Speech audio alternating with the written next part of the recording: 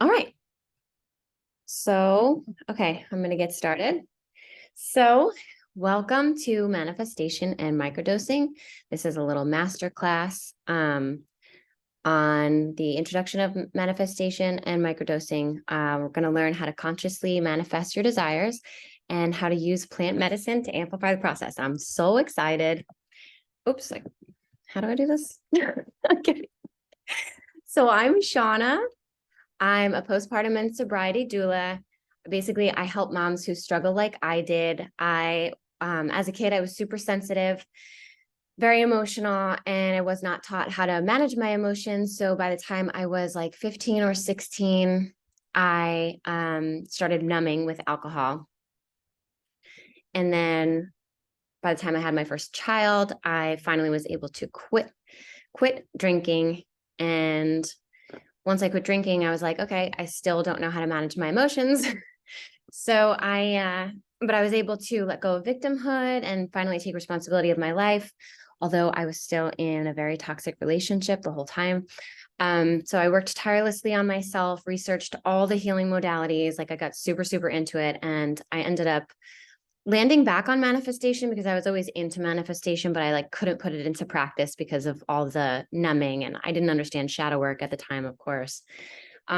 So I, through all of that, I found this beautiful breath work that really was like a quantum leap in my healing. I got certified as a facilitator, and that's what I do now. And I also manifested signing up for Manifestation Babes, Manifestation Babe Academy with Catherine Zankina. And everybody that's watching the replay, if you don't know her, look her up. She's amazing. And then mushrooms and psilocybin like slowly found its way into my life. Because of my sobriety, I was like, I don't really want to alter my mind. But I did understand that it helps a lot of people heal and that it's very beneficial to your brain. So, and my partner was very much into it. And we had such an interesting dynamic. I really didn't trust him enough to like go along with what he was doing, the microdosing or the macrodosing. But eventually, this year, really, it ended up finding its way to me. I attended mushroom ceremonies and I just kept coming into contact with people who wanted to know about psilocybin and were practicing microdosing and macrodosing. And so here we are. Oh yeah. So next slide. What cool stuff have I manifested? I literally have a note on this. What do I want to share? Okay. So yeah. So the house that we live in right now, let's see, we had to move out of our last house very abruptly. And it was right around the time that I broke up with said partner who I was in a toxic relationship with. And I separated and I was finally feeling the freedom of like my own boundaries, you know. And then about a week later, literally a week later, we found out that we had to move. And I was like, okay, well, I don't have income to move on my own. So what am I going to do? I really started freaking out. And so I went looking for a place that was like cheap enough with the hopes that in a few months I would be able to take over the rent and he could move out. This might be an overshare, honestly, but what was I saying? Yeah. So I went looking for a cheaper place and, you know, the rental market right now, we live in Los Angeles. It's like, it's ridiculous. And so I had the option of like staying where we were at, which wasn't really ideal, and still paying more. So paying more for not living where I wanted to live or paying a little bit more and living exactly where I wanted to live. And so I focused on the one zip code. I was like, I want to live near my kid's favorite park, like near the beach. I want to live where we hang out. It was like a 20-minute drive from our old house. But we spent like all of our time there. So anyway, but the houses in that area were astronomical. Like they were like, I was like, how am I going to make this happen? Like literally like $2,000 over our budget. I'm not even joking. So, but I just kept focusing. I said, I let go of the how And I just kept focusing. I said, I know that I'm supposed to live there. I know that this is going to happen. So one house popped up, a 3-bedroom house. And I'm going to talk numbers here because it was $3,300. And I was like, what is wrong with this house? That it's like 1,700 under, like regular rents in it's like 3-bedroom. Oh my God. So I contacted them and I was like, do you have a yard? That was like one of my things on my list. I'm like, I need a yard. She was like, no. So I just ignored it. And I was like, all right, it's not the right place. And then a week later, nothing else came up. I was starting to get like, oh gosh, And so I decided to reach out again about the 3,300 3-bedroom, and it was still on the market. I was like, what? Like, that's crazy, because I had looked at another place a couple weeks prior that ended up going for over asking, and they paid a year worth of rent in cash. And so I was like, after a week, I'm like, oh, for sure, this place is gone. But it was still available. I went to look at it. I said, oh my God, this place is amazing. We could literally walk to the park and to the beach. And who cares if we don't have a yard? Like, the beach is our yard. And I was like, I want to apply. Like, how many applicants do you have? We were the first ones to apply. I was like, what? So anyway, so we live here now. And it's just that kind of cool stuff. Like, when you let go of the how, and like, you don't know how that like amazing manifestation is going to happen, but it happens. Like, and you're like, wow, I never could have like guessed that was going to happen. I won't spend too much time here, but let's go to the next. Okay. So what will we cover today? A quick intro to manifestation, what amplifies, what blocks it. The manifestation steps, very simplified. And then what is microdosing and how does it tie into manifestation? And I have a few questions that I got from my Instagram stories, and any questions that you have, Heather, I will take. And then by the end of the class today, I hope that you will know if microdosing is for you and you'll be ready to start your manifestation practice. Okay. So what is manifestation? Well, fun fact, we're always manifesting. We manifest from our subconscious mind. We can't turn it off. What we're looking to learn is how to consciously manifest. So your external world will always mirror your inner world. And it's not about sitting and writing a list of material things and thinking positively and like waiting for them to appear. It's a lot about like inner work and taking action. The process of consciously manifesting is a tool. It's a spiritual tool, and it's a birthright for us to use. It's part of a spiritual growth process that we go through here on earth. And it's really like, it is a way of life to me, for sure. And that's why I'm so excited to share it. The reality as we know it is a physical manifestation of our collective consciousness. Your individual reality affects the collective reality, and the collective affects your individual reality. And this is called quantum entanglement. And I, by the way, am going to have in the email with the replay. So I hear a kid. In the email with the replay, I'm going to have some extra info of things that I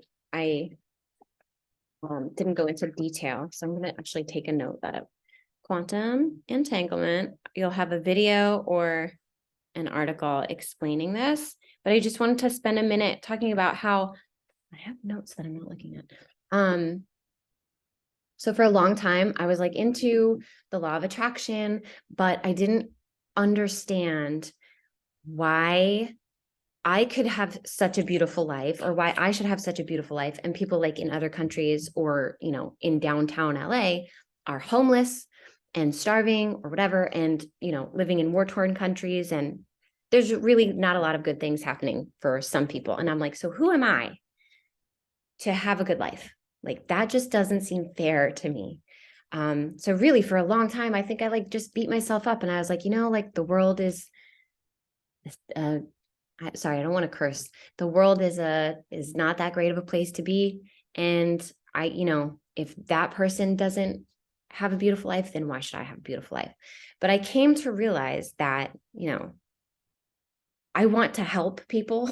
I want to have the ability to help feed starving people and help like build schools in places that need it and things like that. And it's like, how am I going to do that if I'm not working on myself, or I'm not like, oh, I can't have a beautiful life. Like I can't have any of these things. Like, no, I feel like it's our duty to raise our own vibration so that we can help raise the vibration of the collective. So that's a note on that.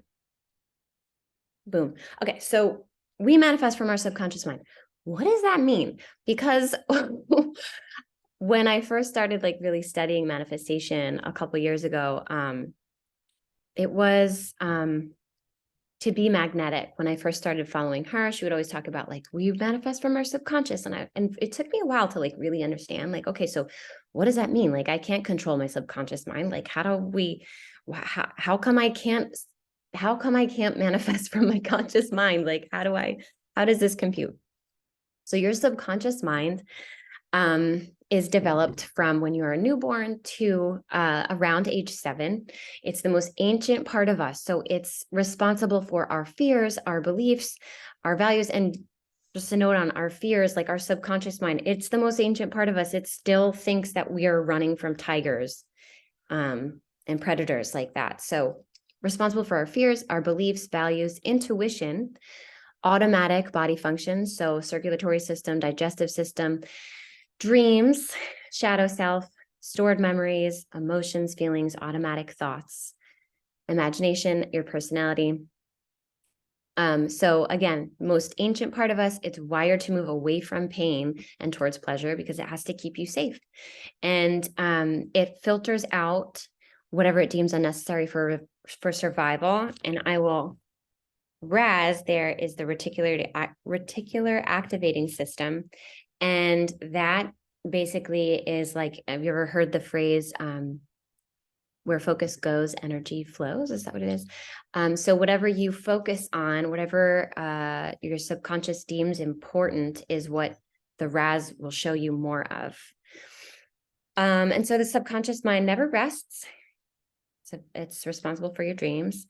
And it's the bridge from the conscious mind to the superconscious mind, or a superconscious universe or spirit. Can I move this? Okay. So your conscious mind comes online about after the age of 7. It's the newest part of our brain.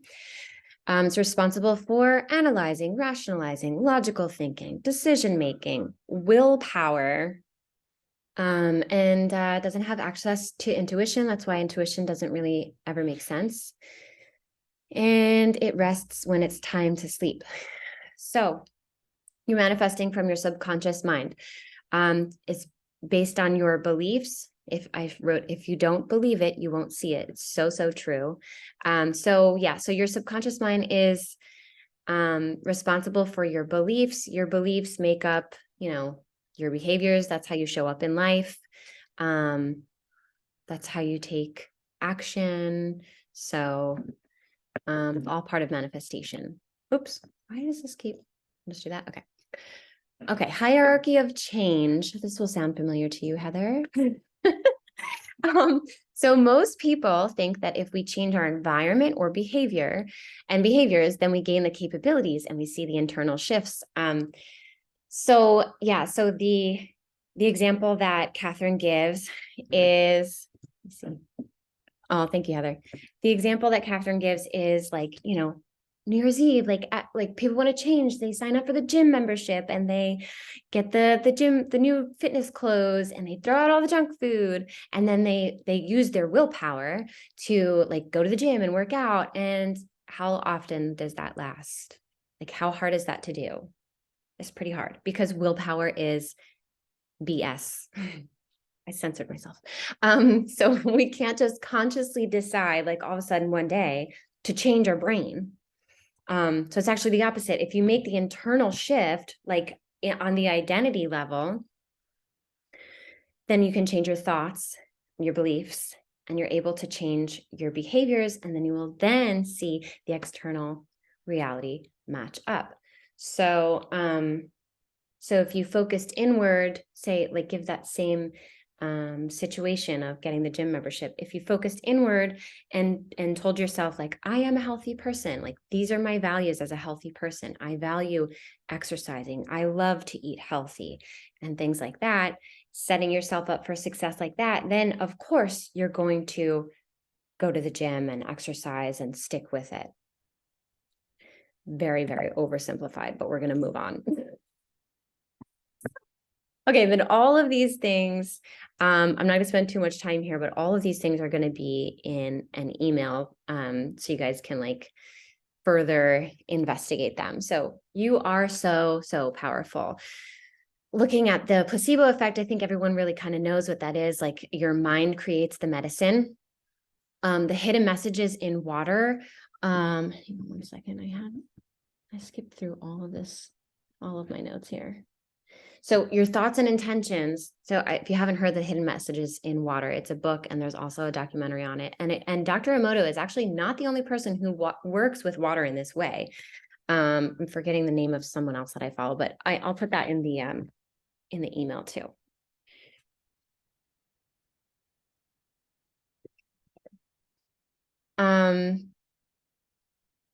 But anyway, he shows how our intention and our belief can change the structure of water, further proving how powerful our beliefs and thoughts are. And then we have neuroplasticity and mirror neurons. So neuroplasticity is your brain's ability to make new neural connections. And I will talk later about how psilocybin actually promotes neuroplasticity and neurogenesis. Neurogenesis is when your brain creates new neurons. Okay, so the power of visualization. There have been so many studies on this, but think about, I think there's one where they work on athletes and they put those little things around their brain and they say, visualize yourself running. And it's like the same parts of their brain light up as if they were actually doing the exercise or training, whatever. The Rosenthal effect is the experiment, the researcher, they were working with rats, and the researcher put labels on each of the rats saying, this rat is exceptionally smart, and this rat is exceptionally stupid. And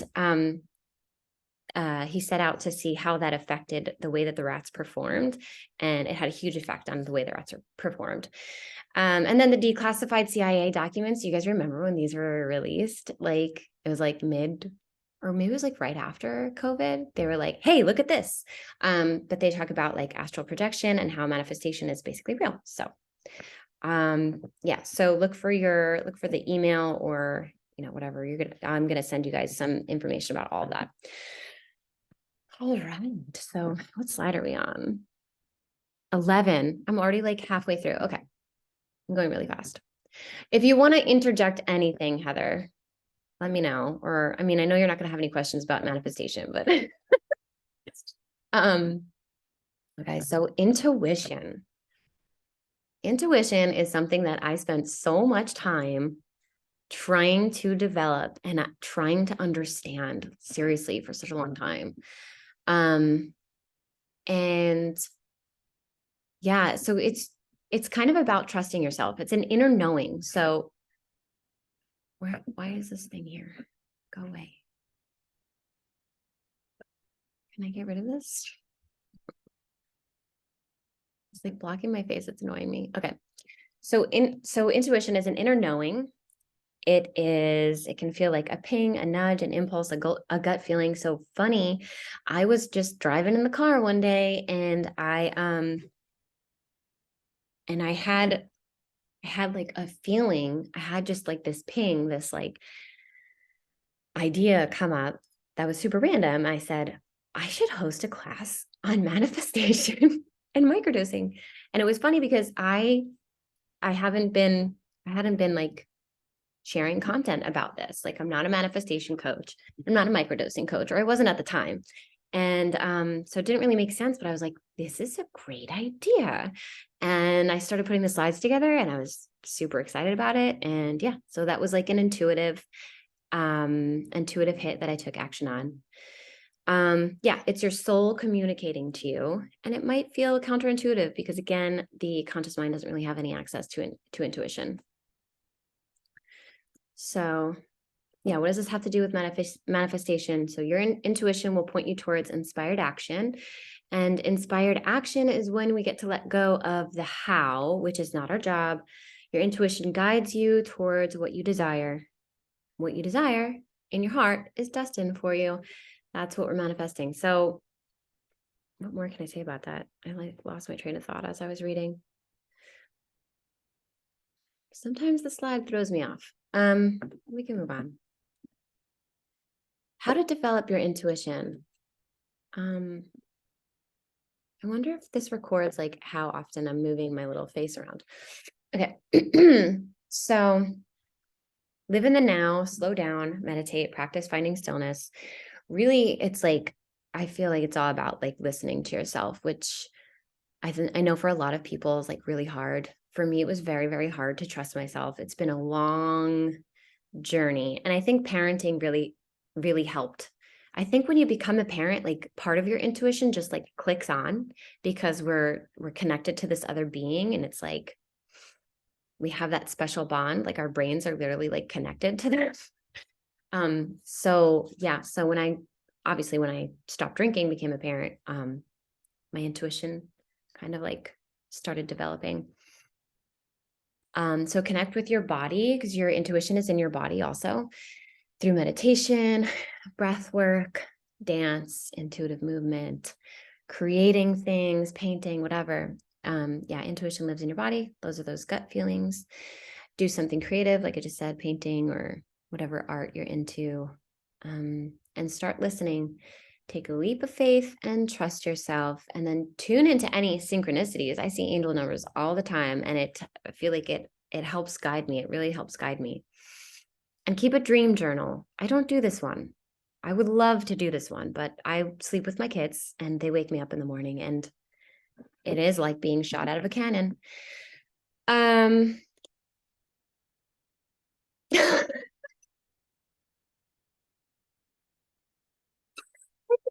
I Heather just said in the chat for everyone that's watching the replay, I feel like you see angel numbers more than anyone I know. I feel like that too. And I don't know why that is. Literally yesterday at Trader Joe's, I pulled up, I parked, there was a 999 right in front of me. And I'm like, oh, 999. And then I get out and go around the car. And right next to me is the 999 pulling in. I was like, what does this mean? Like, it's so crazy. I did my macrodose the other day on Wednesday. I'll get into this later, but I came out. It was at my friend's house. She guides these ceremonies. I came out and immediately I saw the building across from her is 722. And I see that a lot. That's my daughter's birthday, 722. And then right underneath it was parked a 666. I was like, are you joking me? Like, that's crazy all the time. But yeah. Okay. So how to develop your intuition. Just really listen. And then what blocks your intuition? Ignoring it, because that's the opposite of self-trust. Oh gosh, every time I ignore my intuition, I'm like, oh, why? Screws everything up. And trauma. So we all have trauma. Oh, here's a really easy test to know if you have trauma.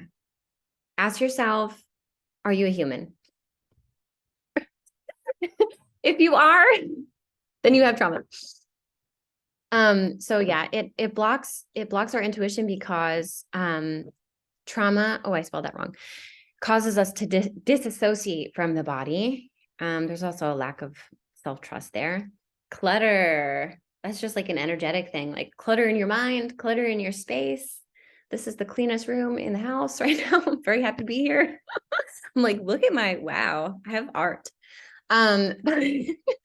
Yeah, making space, cleaning out your wallet, cleaning out your bag, cleaning out your bookshelf, make space for intuitive hits to come through.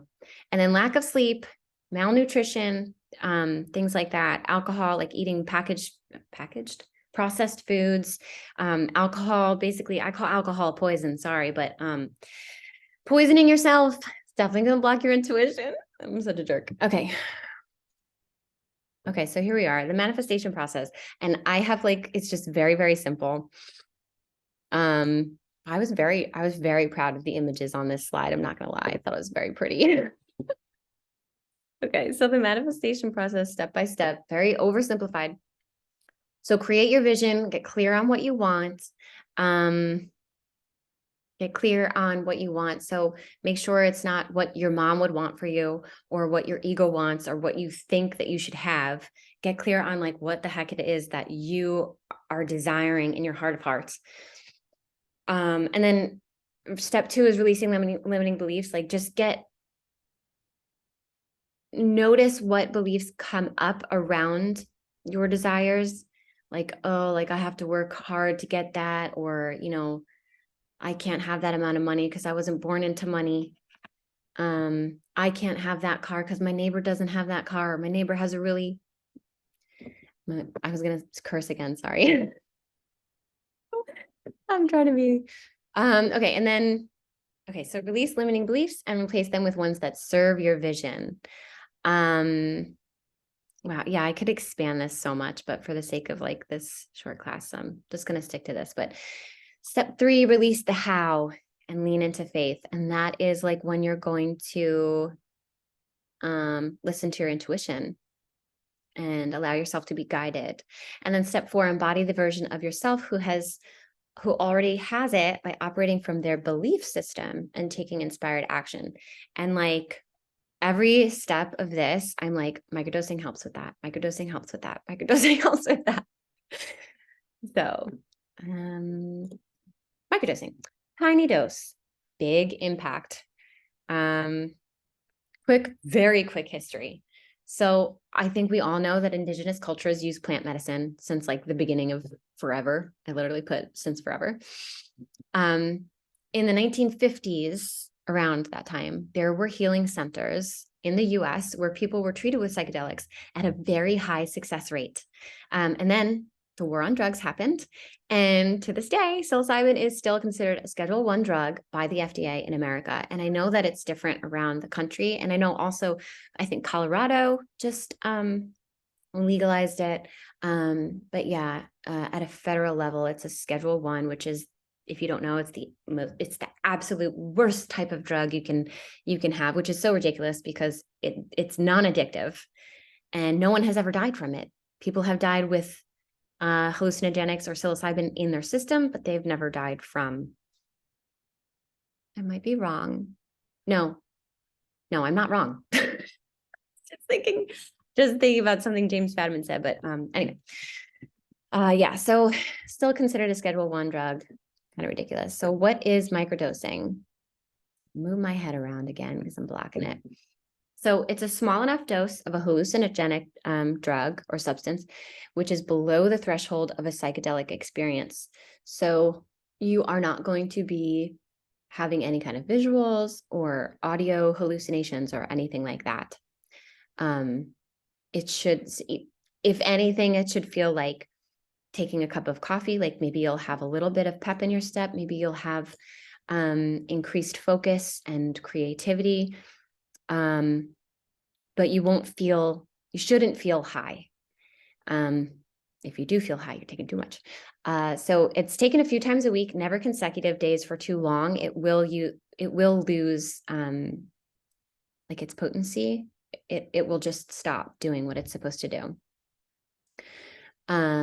Which I guess can also be referred to as like you gain a tolerance. So James Fadman, he is considered the godfather of microdosing. And he said, microdosing stabilizes and improves equilibrium in the system. I just really liked how that sounded, and I didn't want to not quote him. He also says that people have reported that it's emotionally stabilizing and heart opening, which he compared to microdosing LSD, which is a little bit more like, it's less emotional. It's more of like just focusing and increasing cognitive ability, I guess. I have so many quotes from him. So he also said, it makes you less sad, but also more glad. Unlike antidepressants or SSRIs, which can leave you feeling quite numb when you're on them. Also wanted to mention that with microdosing, I think it's on a different slide, but with microdosing, you can literally just stop anytime. You don't have to wean off of it. and you will retain the benefits too. So when you climb the ladder with microdosing, you get off the ladder and you stay at that rung. You don't fall down. So psilocybin increases entropy in the brain, which is referred to like as chaos. It's the good kind of chaos that creates new pathways. It also creates new and better neurons, which is neurogenesis, and new neural connections, neuroplasticity, which makes it all stick. But that's how we change our beliefs. That's how we step in. That's how we embody the version of the version who already has our manifestations, right? If we have to change at an identity level, you can already see how microdosing is helping us do that. Oh, supposed to be, okay. So I just want to write DFM here because I'm going to send you some info on the default mode network. So it quiets the default mode network, which then allows us to become present. So the default mode network, part of our brain, it is responsible for like self-reflection and self-criticism. It's where we fall into like rumination, think of the same thoughts over and over again. So when psilocybin quiets that, we're able to get really present, and happiness studies have shown that presence equals happiness. So it's not a quick fix. It's not a silver bullet. Can you improve your situation just adding microdosing to your routine if you changed nothing else? Yes, maybe. I think it depends on the individual. If you have like a really good mental health or self-care routine in place already, and then you add microdosing, you're going to do obviously great. If you are, drinking every day and you're not taking care of yourself and you add microdosing, it might not do anything. And it's non-addictive. Research shows rats will not come back to it like they do with addictive substances like cocaine and heroin and alcohol and sugar. Yeah. Oh, I keep trying to do them. Do you have any questions so far, Heather, by the way? Where's the chat thing? Oh, not yet. Okay, cool. Okay, so yeah, we can, and if you have questions, I guess I'm almost to the end of my slides, so we can just, I have 2 more slides. I will do like a Q&A for you, like any questions you have, I will just answer. Okay, so important and fun to know. Set and setting. This is more for, and people had questions about macrodosing in my stories, so I'm going to touch on that a little bit too. This is more for macrodosing. But set and setting refers to your mindset, so the internal setting, and setting, which is atmosphere. So going into a macrodose, you want to make sure that you have a good mindset about it and you set your intention and that you're in a safe place to do so. A macrodose, by the way, can be 3 to 5 grams, and a microdose is starting at like 50 milligrams.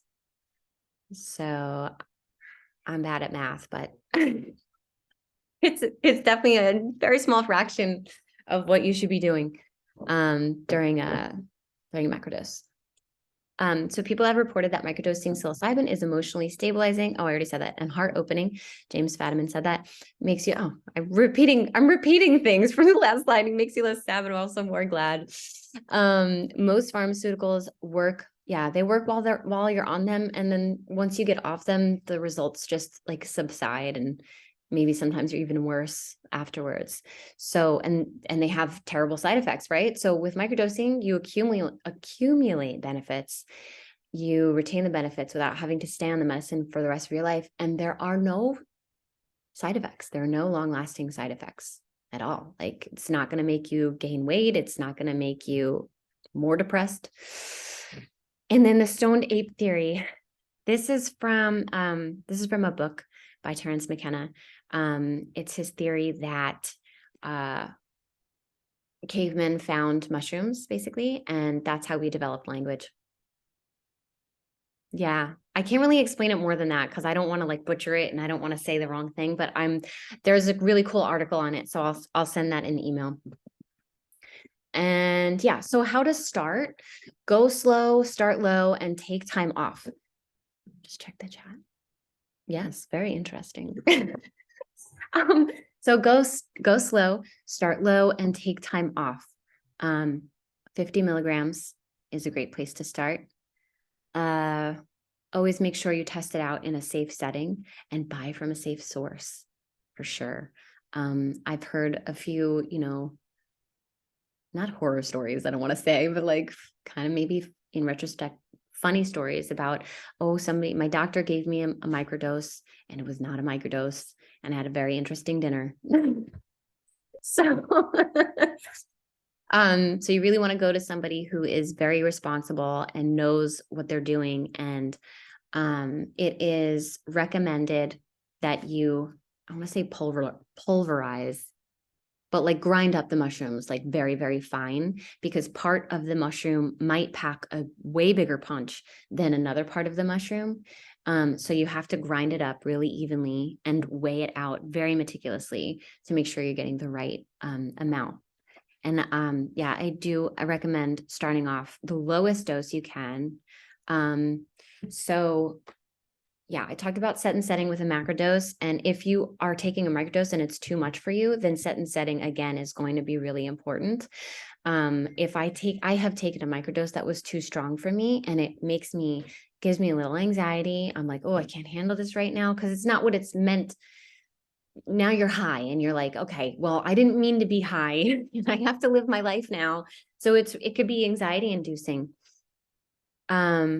Yeah, and then the different protocols. I haven't drank water this whole time. Oh, I had so many notes that I just didn't. They're really good too. Okay, so different protocols. James Fadiman, I mentioned him. He's the godfather of microdosing. He says 1 day on, 1 day off. He had people reporting that they'd take it 1 day and then the next day they would still feel the effects. So then they'd take that first day off, and then they'd have another day off to kind of like recalibrate their brains. And then so on that next day, you take another dose. I really like that one.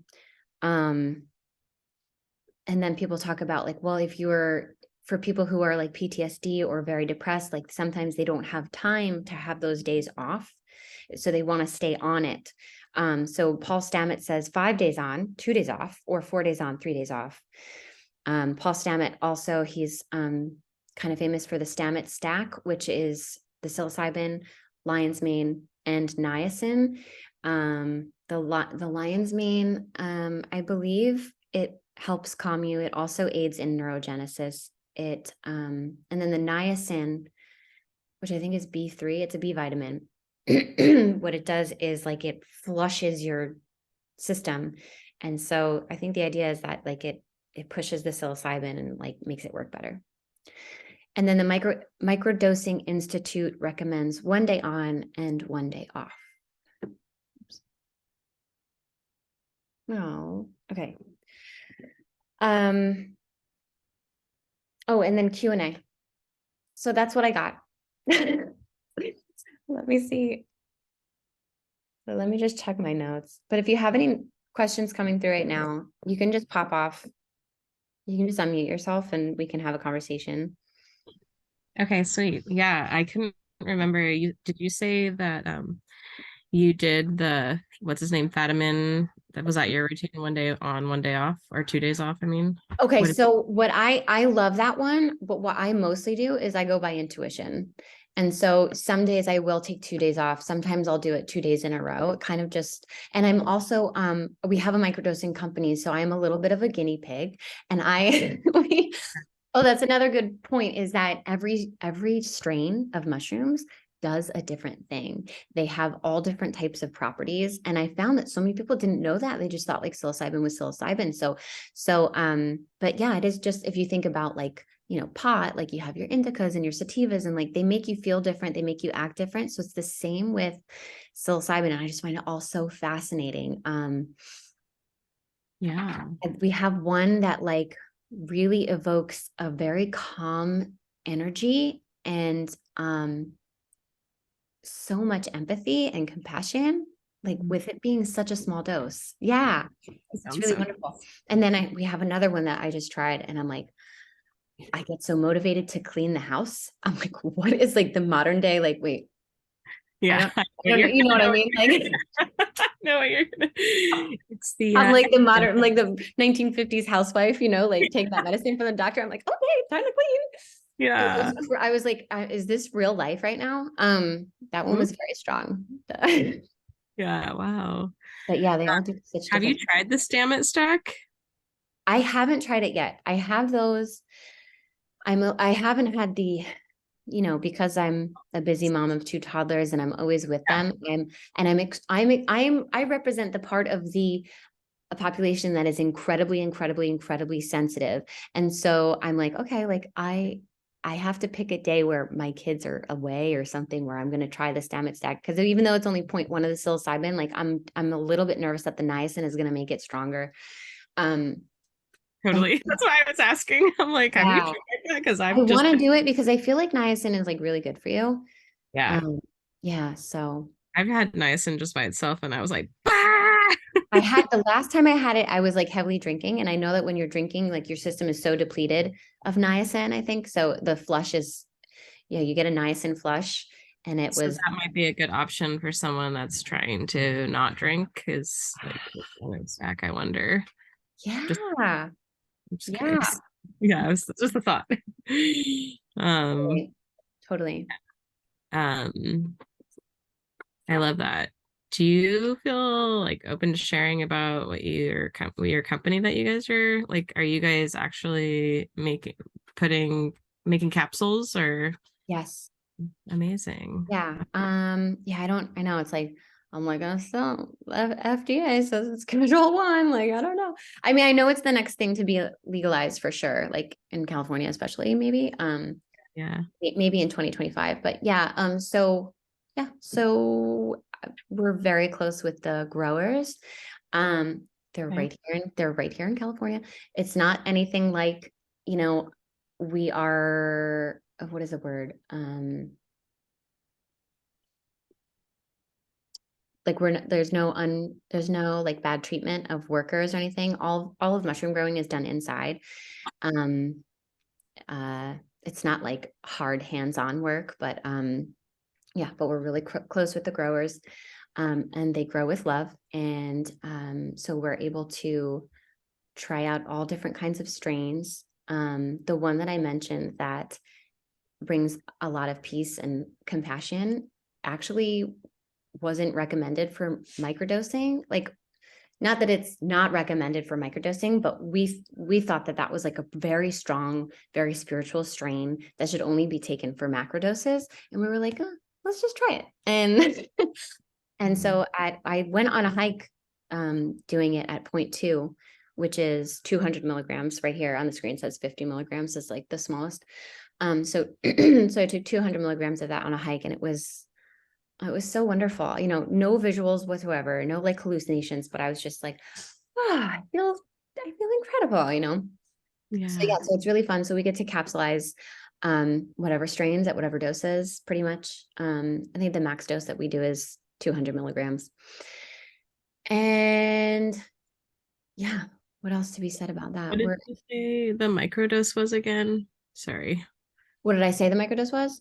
Yeah, what a micro and a macro versus microdose. Like the amount? Yeah, sorry, I forgot what. So with a microdose, you can start at 50 milligrams. Okay. Oh, It's okay. basically, it's like 50 milligrams. The people will say up to like 500 milligrams. Okay. And so you can see like there's a very great variation between the strength of strains. We currently I don't know what strain you would take at 500 milligrams. That sounds insane to me. Yeah. But but different strokes for different folks. I know I'm like the most sensitive person, and I have met people that are like uh the opposite and can take a lot and not feel Mm. it. So it really depends on the individual. It But yeah. makes so much sense too because of how we're digesting something. Like I know, Mhm. like our bodies digest things at different rates and metabolize at different Oh rates. yeah, for So sure. Yeah. yeah, and like men would have like an easier time, I think, because they metabolize differently than women. Yeah, so and then the macrodose. So I just did my first macrodose on Wednesday. Um, Mm. so for a microdose, 50 to 500 milligrams, and then for a macrodose, 3 to 5 grams is typically, I think 5 and up is called a heroic dose. So I did 3, and the strain that I took was this very beautiful. It was like infused with love, like it was just insane. And I think I could have taken 5, honestly, because I was just so, I felt like I was being hugged and I wanted to hug the air and like everything was so beautiful. I'm like, why was I so afraid of this? And Mm. that's so, and it's so interesting to talk about like our fear of taking hallucinogenics, because I take, well, I don't take too much pharmaceuticals, but like, oh, I'll take a Tylenol, like not even think about it. Or I'll take, like what people will take. I've been on SSRIs before, and like I just take it, like I trust my doctor and like whatever. But those are actually arguably less safe to take, you know. Yeah. They also change your brain, but maybe not in the best way.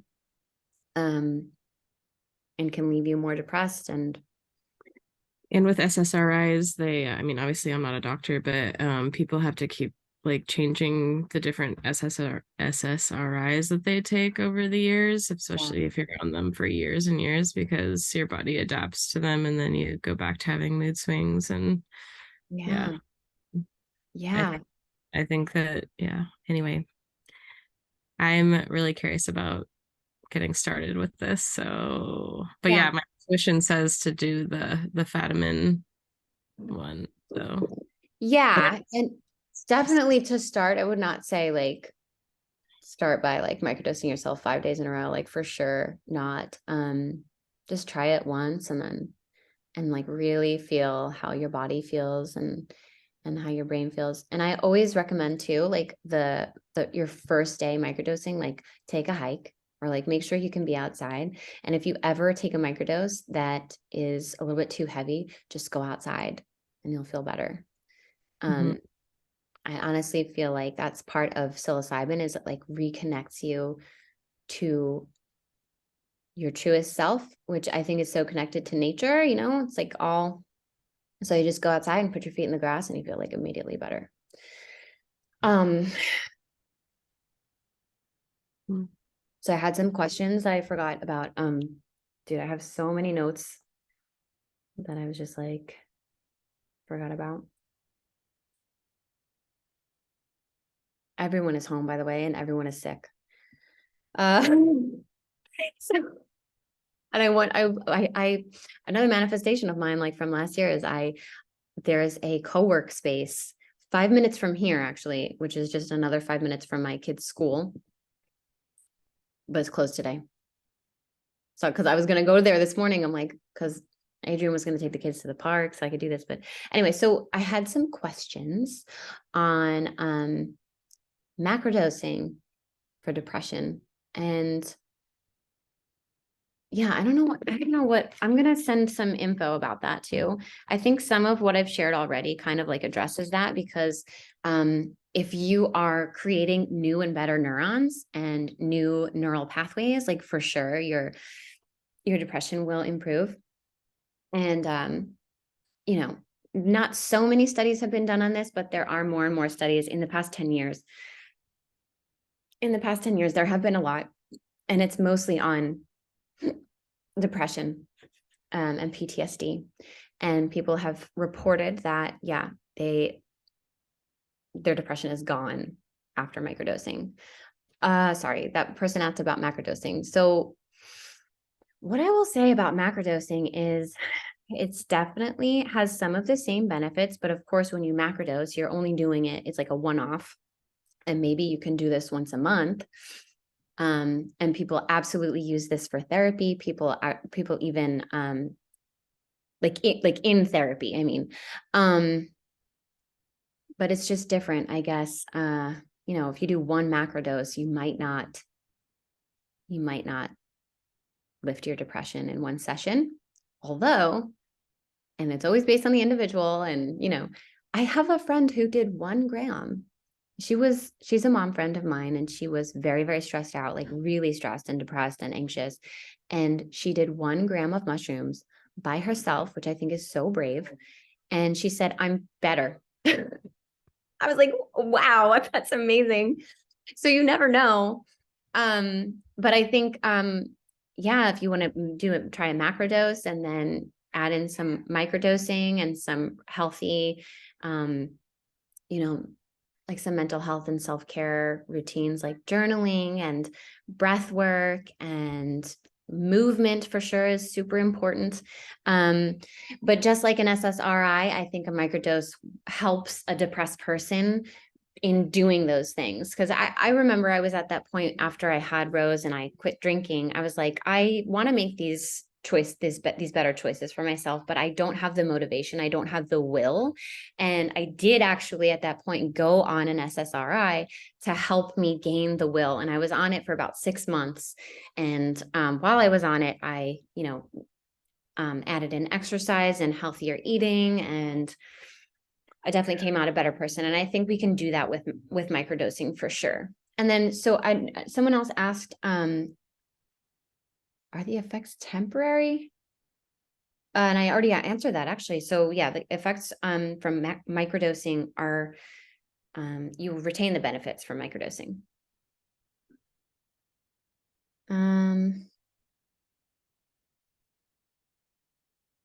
Someone also asked, and I didn't write it down, if how long it takes to see significant changes. And again, I'm going to say that depends on the individual. And what your lifestyle looks like right now. If you have a healthy lifestyle and you just need help, the extra help like managing your emotions or up leveling, then adding microdosing I think is going to help you in a big way. If you are in a place where you're not taking care of yourself at all and you just add a microdose, it might not have an effect. But and then I will say, you take one microdose and you have to keep a consistent practice. And I think after probably 30 days of a consistent practice, you will start to see results. That's all I'll say. Okay, it's been an hour and my kids are losing their minds now. What else can I say? Oh, I have some more notes that microdosing improves symptoms of anxiety, depression, and ADHD. And actually, a talk that James Fadiman did about 3 years ago, he was talking about how it improves menstrual symptoms, like PMS symptoms, which I thought was really interesting. I didn't actually watch the talk. I just found it, so I can send that too. Oh my God, what are they doing back there, Heather? I don't know. They're making so much noise. I can't even hear them. They're like, I closed the hallway door, so let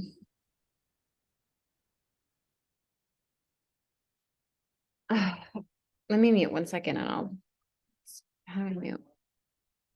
Oh my gosh, like get it together.